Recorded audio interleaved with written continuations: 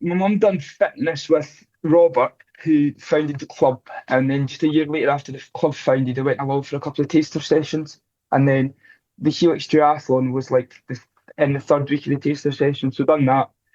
Was like second to last. Didn't know how to work gears on a bike, things like that. Generally, just had not a Scooby, and then just kind of loved it. Got friends, made friends with everybody, and then just made sense going along with that, and then done a couple of local events, and then was just hooked really. Yeah, and what age were you when you first started? Must have been maybe 9 or 10 years old now. Right. Maybe Wow. about 8, maybe 9 or 10 years old. Welcome back to the Age Group Multisport podcast with me, Richard. Today I'm joined by one of the youngest athletes I think we've ever had on the podcast, and he's got a seriously impressive start to his multisport journey. He's only 18-year-old. He's a young man by the name of Arran Ritchie. And Arran's been racing since he was just 9 years old, as you heard there in that introduction. And earlier this year, he represented GB in the European Duathlon Championships over in Poland. And he came fourth. So now he's balancing university up in Aberdeen with training and racing. And that's something a lot of us can relate to. So we're going to chat about how he got started, what drives him to compete at such a high level at such a young age, and what's next for this up-and-coming age group athlete. So that's coming up. On the personal front, I've had another couple of good weeks of winter triathlon training. I've been recording what I've been doing on YouTube. I'm now in, as we sit here and record this podcast, I'm now in week 7 of a plan that was created by ChatGPT, with my input, obviously. So I'm following that plan just to see how I get on. And it's also, as I've probably mentioned before, including high rocks, 2 sessions a week. And it's going really well. And the progression has continued. I'm pushing more weights, and the other thing that I'm looking at is swim technique after getting back into the pool after about 6 months out. Last week that was a little bit harder, to be honest, because of the half term with the kids being off. It's never easy to get time in the pool. They don't have as many lanes out, and it's just harder to do. So unfortunately I only managed to get 1 swim done last week, but there you go. But on the main, the training's going really well. Feel as if I'm getting stronger, and technique is coming back slowly in the pool, so that's all good. We've been a little bit light on sport on the TV, to be honest, although the cyclocross season is now upon us, and we've been catching up with that over the weekend, and quite a few big names aren't taking part at the moment. I'm not sure what's going on, but it's all good fun to watch on a Sunday afternoon when you've been out on a ride for a couple of hours in the cold weather. It's nice to get the fire on and get your feet up and just watch the professionals go around and do some amazing things on those cyclocross bikes. A couple of podcast recommendations, and the first one is Rich Roll, and he had guest on Andy Galpin, and the title of the show was Train Like a Pro. And Andy Galpin is a PhD in exercise bioenergetics, professor at the Parker University, and elite performance coach to professionals and Olympic athletes. And the conversation explored Andy's framework of 9 fitness adaptations and why many people plateau in what they called the grey zone. So they're working hard enough to feel exhausted, but not specifically enough to trigger adaptation. And then they discuss how movement quality often matters more than intensity, and the difference between functional overreaching and overtraining. and what's exactly limiting our progress. So yeah, it was a good podcast. Really enjoyed it, and very knowledgeable man, Andy Galpin. So can't recommend that one enough. And the second recommendation is the Simon Ward podcast, and he's talking about health and ageing strong. And he's got Dr. Tommy Wood on. And they're talking primarily, which sparked my attention, about creatine.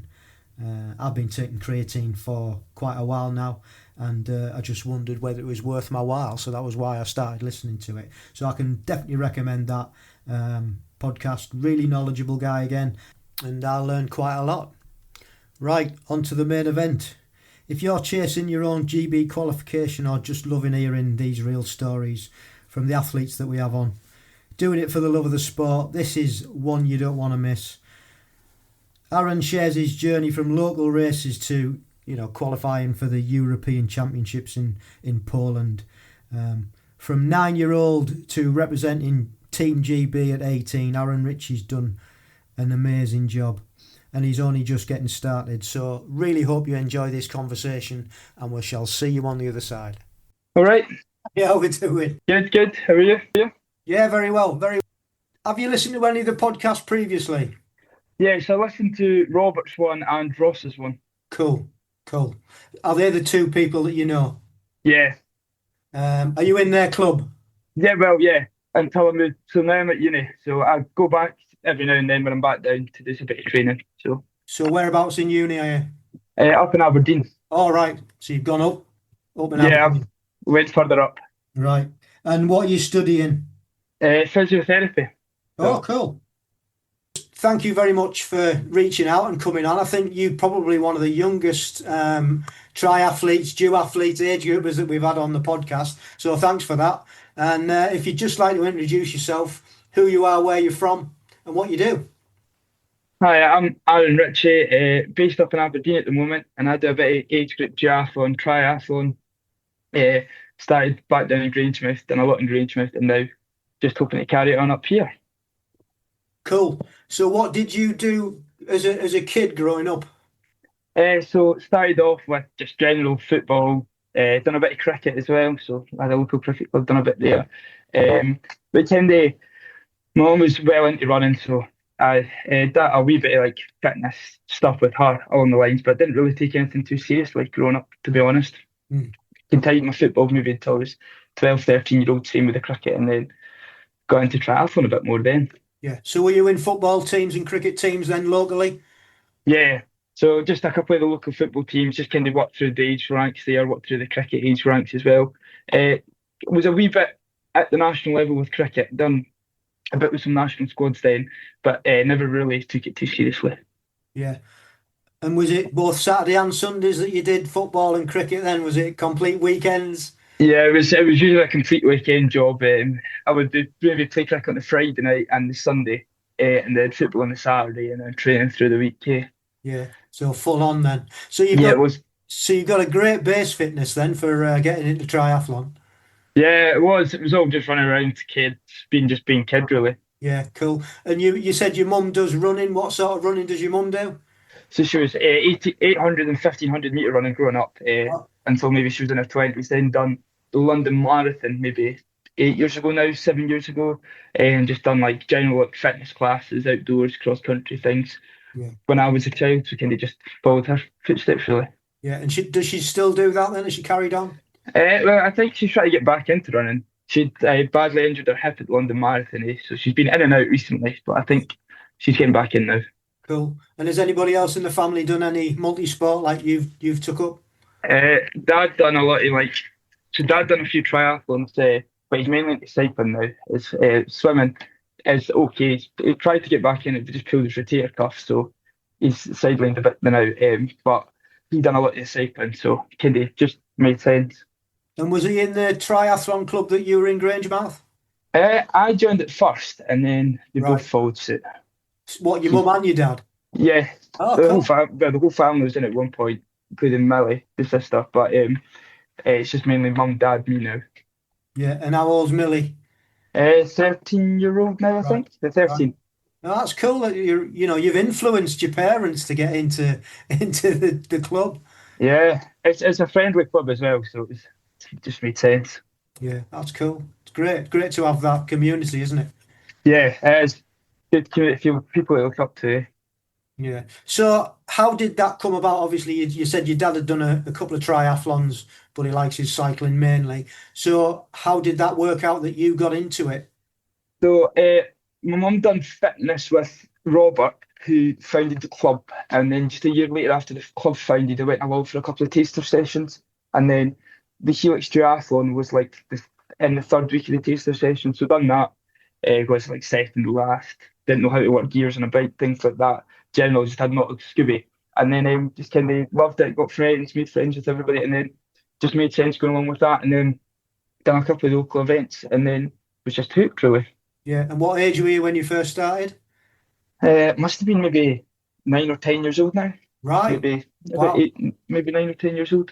Yeah. So how did that progress then from your first one? So first one was the Helix Triathlon. Just loved it. Kind of was just performed horrendously, but everybody was really friendly. Then moved on to like Bishop Briggs Triathlon, which is a big one, and then just kind of a couple of local events, done some open water, and then it all got shut down for COVID, so Right, of couldn't really do course. many events. Done a lot of the virtual like Swift training, all the group prizes club were quite good with providing things like that. And then when COVID opened back up, done a few aquathons, a couple of duathlons, and then just kind of then realised I was pretty good at duathlon. My running it really progressed through COVID, so it just made sense to filter into that.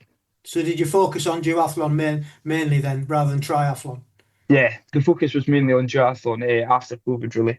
Done a couple of aquathons was never too really good. Realised all the club swimmers would drop me on the swim, and Sure. then so focused on duathlon after that. Yeah. And how did you, when you were doing triathlon, how did you feel about going from pool swimming to open water? Oh, it was a massive. It was pretty scary. So the first one was open water, and I can remember the water temperature was maybe 15 and a bit degrees. So the border was wetsuit, no wetsuit, and I went with no wetsuit and just got smashed out the water on the swim. Very daunting as well. Pretty daunting, just like out there getting smashed, legs everywhere, feet everywhere, getting kicked, pretty full on. Mm. But it didn't put you off. No, it didn't. It was good fun in the end. It's always good fun when you finished. Yeah, exactly. Looking back on it, good fun. Never good fun in the moment. No, absolutely not. That's cool. So how did it progress then? You what age were you then when you'd done a few and you got into the duathlons more seriously? What age were Um, you? 15, 16 year old, Right. maybe about roughly around that age, 14, 15 year old. Yeah. Really done probably like East Fortune was just starting up then. Okay. So done that was one of the first ones after COVID. Then just done a few other ones, St Andrews, all the other ones. And kind of after that got hooked on it, realised I got to know the field, realised like who I was keeping up with, who I wasn't, and then kind of just set my eyes on the age well, accidentally set my eyes on the age group stuff. Yeah. We'll come on to that in a minute. Question for you. How did people at school, how did your peers at school what did they think about you doing duathlons and triathlons then? Because obviously it's not a common thing for especially like 8, 9 year old kids to be doing, is it? No, it wasn't. It was took a lot of explaining for multiple people actually. Took a bit of explaining, but they were all pretty supportive. All pretty much understood. Like once you explained it, what it entailed. But there's some of like the outfits and things like that. It was pretty jokey at first, like rocking around in running leggings in the middle of winter, getting seen by everybody, or the the lycra that you have to wear in race and things like that. But everybody was pretty supportive. And did anybody follow you into it then from school? Uh, a couple of people, uh, like not necessarily followed me into it, but there was some people in high school, maybe in the later years, Mm. who kind of took up the sport, maybe from swimming backgrounds, things like that. So it was good, Yeah, fun after that. But yeah, it yeah. was all good. And was the club, did it have a big like youth community? Was there lots of you doing it? Yeah, there was quite a lot when I first joined, and then obviously once people grow up, go away to uni, things like that, it filters down. Yeah, So there was a massive, big youth. There still is pretty a big youth set up at Greensmith, so it's all good fun. I had a lot of people to look up to when I first joined, And then coming out of COVID, had a lot, like I managed to pick up the pace and stick with a lot of them. So then had a lot of good training partners up straight through the ranks, mainly until I just moved away. So how did the duathlon progress into thinking about age group? I'd done East Fortune the first year, and then was kind of, I was like, I'll just enter it again because I'd moved out at the youth level, so I was then having to do adult age group drafting. So seeing it like, oh, age group duathlon qualifier, East Fortune, I was like, oh, I'm going to do it anyway. I didn't think they had an under 20 section, so I didn't really bother, but I didn't look into it too much. It was like, on the off chance, I get to race with guys that are going to compete eventually in like Poland and things like that. So, and then maybe one night I was on Zwift just kind of talking away to one of the coaches at Grangemouth, and he mentioned about signing up to do the age group stuff. So then went away, researched a bit, and then realised, oh well, entered it, then kind of just forgot about it completely, raced the event, realised I wasn't in the top four, so that wasn't an automatic qualifier. So then just kind of had to wait and see. A very long wait. Yeah, but I guess up there, I mean, it's quite competitive, isn't it? Because you haven't got that many races. I remember Robert and Ross both saying that to try and qualify, they've got to like travel a long way a lot of the times. So, with not having so many races, it's quite, I would imagine there's lots of people at the race that there is, like East Fortune, like you mentioned. So it's really, really competitive. Yeah, it always sells out. So it's always like, you get a lot of people from England coming up thinking it's maybe an easier event to try to qualify through because there's not that many people. But like the whole, like a lot of the big fields show up, saves you a journey back down south. So for me, it was a hit or a miss, either make it or I don't, for East Fortune, because I wasn't taking it too seriously at the time. We weren't really hunting for it, so we wouldn't have went down south to try and qualify. So it was a hit or miss, and like I know guys that have come up from Leeds and things like that to race it. Well, we went up this year, earlier on in the year actually, and raced it because friends of ours have got a farm just outside of Edinburgh. So we all stopped there for the weekend and went over and raced it. Really enjoyed it actually. It was tough, and I didn't have a great race personally and didn't qualify, but loved the event. Low key grassroots event, really really cool. Yeah, it is a good fun event. But yeah, I didn't qualify through that either. I managed to get rolled down spot from Poland, but I had a horrific race as well. I'd kind of just come off the back of a bit of an illness, so wasn't in the best shape at all, and just the conditions. And I felt nobody was wanting to work as a group at all. Everybody was on their own, every man for themselves, especially in the draft legal race. It was just every man for themselves. Nobody was working, and it was just splinters everywhere. It was quite a tough race actually. Yeah, and it was quite windy as well. Yeah, it's a very, very exposed track. Yeah, absolutely. That's what I struggled with personally. So you found out about age group from your club. You qualified for Poland earlier on in the year at Rumia in the sprint, European sprint duathlon. How did that go? It went well. It was good fun, good first experience. Quite lucky. Ross and Robert flew out the day before the race, so they were there to watch us. So we just didn't stay too far from the start, maybe half a minute, 1 and a bit miles away from the start. So it was good fun, great talking to people. Everybody was really friendly. Just really getting to understand everybody, their different backgrounds, where they've come from. Is it people's first ones, more experienced ones, what to look out for, things like that. On the morning off, I'd done the bike recce the Friday. The race was a Saturday. Morning off, I'd got up, was eating like the usual things we'd eat before a race: porridge, a bit of juice, and making sure everything was right. And I wasn't quite happy with my saddle height. It was just ever too slightly small. Went to change it and snapped the bolt completely. So my saddle was right at the bottom and it was just jiggling around. I was like, I can't race like this. Didn't take a spare one, so I had to rush to the mechanic to get a new bolt fitted. So luckily he put, it was too long for the bike actually, so I had to get a new one home. But he managed to put a temporary fix on so I could race. But yeah, it was good fun. That's the last thing you want before a race, isn't it? Oh, it was a panic. It was just like everything everywhere, complete panic. I didn't actually calm down until the bike was in transition and it was all set up. So what was your favourite part of the whole experience then? Racing it, really. Yeah. It's a complete different style of racing from back here, where nobody really wants to work together. We're just like big, massive pelotons, echelons, just sitting together, maybe 50, 60 people. And the speed of the race, that's much, much, much faster.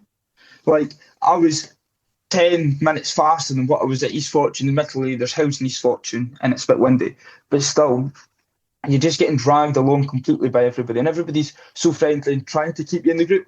Nobody's trying to, well, they're trying to spit you out at points and attack the group, but there is stuff when you're falling behind off the back and there's no big attacks, they're trying to get you back in. And you just loved it. Oh, it was great fun. Yeah. Glad to do it. I'm looking forward to doing it again. And you did really well. What position did you come? I was fourth, so just outside the medal, so I was well happy with that. Yeah. Maybe only 30 seconds off third, so it was good. Great. That's amazing. That for your first one, that's really brilliant. So you'll get a PQ for next year? Yes, so Banyol is next year, so looking forward to that. Job done, ticked off? Yes, I was a bit panicky after East Fortune. I was like, oh, I've not qualified, but I better do well in Poland. I better get this, better secure the result to qualify for next year. Awesome. That's really, really good. Really good. And so you said that you've moved university, Aberdeen. What's the triathlon, multisport vibe out there? There's quite a good setup. So training a lot with the different clubs separately. I'm not joined the triathlon club yet, but running with the uni for the running and Aberdeen Athletics as well. And then just using the pool at the uni a lot as well. So uni's got quite a good pool. It's not too busy either. And then in their gym, so I'm quite lucky. I'm part of the Robert Gordon Scholarship Scheme. Cool. So get quite a lot of benefits with that. I get a wee bit of money towards travelling fees, things like that, kit, and then I get free access to the gym, can use specific facilities, get my own strength and S&C coach, educational youth anti-doping, things like that. So the uni are really accommodating with that, get academic flexibility. So excellent. They're all in on for focusing on me as well with my sporting career. Yeah. So it's quite lucky. Yeah. So where will that take you if you're not part of the triathlon club as such? How does that work? I'm still affiliated with Grangemouth back home, so quite lucky I can still do all the national events, things like that. But I'm focusing on the separate training, especially through the winter, just trying to get solid base miles and some base training and working technique with the swimming. The uni doesn't have a triathlon club, but they're quite lucky that you can apply for funding, things like that. But for travelling to Bucks, British unis and things like that. So they've got the race in Mallory Park in the end of November, but I don't know if I'm going to race that. It's just a fair trek. So I'll wait and see. Yeah. Oh, well, sounds good. And like you say, because it hasn't got a tri club, you've used what's there, haven't you, to help you train. And, you know, that's the main thing, isn't it? It's not stopping altogether. It's using what facilities you've got. That's the key thing, I think. Yeah, it is, especially when you could focus, especially like you're going to gain the little wee marginal 5%, especially with swimming if you swim with the swim club. Yeah, that'll bring you on a lot. That'll bring and help you triathlon, won't it? Yeah, definitely. Yeah, cool, good. Well, it all sounds like you've had a really good time since you started all those years ago. Not very old, but you've done a lot in your short period of time. What races other than Rummy have you done this year then? Done East Fortune, done Rumia. That's about it for Multisport actually. Yeah, I've done a lot of running races this year. Yeah. Focused a bit on that. But apart from that, just kind of bobbing in and out when I want to, when I see a race that's probably suited for me, that fits in with work, uni, things like that. Probably go and race it. So I was quite unfortunate, just missed St Andrews because it was a bit later in the year this year. Or I already raced it. It just coincided with another race, quite a local running race. So wanted to race that. But apart from that, it's all been just kind of focused on running in the later part of the year. And what running have you been doing? What races do you take part in? So Robert doesn't sit still with his events. So he organises quite a few. So done his half marathon in September. So that was quite a big goal of mine. All went pretty well there. And then been doing a couple of 10Ks here and there. Just a couple of the local ones, one for the local hospice, and then just a couple of local club ones. Cool. He's not got you into High Rocks yet then? No, he's not. I seen he was in Birmingham doing his High Rocks there. He's not hooked me onto that yet, but that can come. Yeah. I mean, he did that and then he did the Frankfurt Marathon, didn't he, after? Yeah, and he ran a 10-minute PB or something like that along the lines of that, so it's a machine. It just goes to show this High Rocks, there's something in it, I think. Yeah, I think there is. Strength. But I'll wait and see if I truly get into it. Yeah. Well, listen, that's a great story. How old are you? 18. So I know you've not had it many years, although you've been in it like 9 years, which is a lot more than a lot of people, a lot older than you. So well done for that. So thanks for sharing. All I've got is the quick fire round questions. And the first one is, what's your favourite bit of kit? My bike. Your bike. What bike have you got? I've got an Orbea Avant HD60 and then just upgraded the group set to Shimano 105 12-speed and looking to get new wheels as well. Very nice. Very nice. Happy with it? Oh, yeah, I love it. Yeah, cool. Good. What does a week of training look like now then for you at the moment? Running is a double day, so it'll be easy in the morning, session in the afternoon. Mm-hmm. Tuesday consists of a bit of gym work just after uni and then just a later run. Not much. Wednesday, completely off uni, so I can fit in. Sometimes I'll go to Aberdeen Athletics on a Wednesday. If not, just couple of easy runs today. Thursday, gym work, and then if I'm not being at Aberdeen on the Wednesday, I'll go to the uni session on the Thursday night. Friday can be a rest day. Saturday, I'll blitz the park from up here because it's flat and fast. And then Sunday will just be a long run day. And then when I go to the gym, sometimes I'll do a bit of the walk bike as well. Cool. Good. What's the best bit of advice you've been given? Well, that's a tough one. Best bit of advice. Patience. Have a lot of patience in the sport. Just do what have patience, especially on the bike. Sit in, don't waste your energy, don't go stupidly fast, pace yourself, and you'll be fine.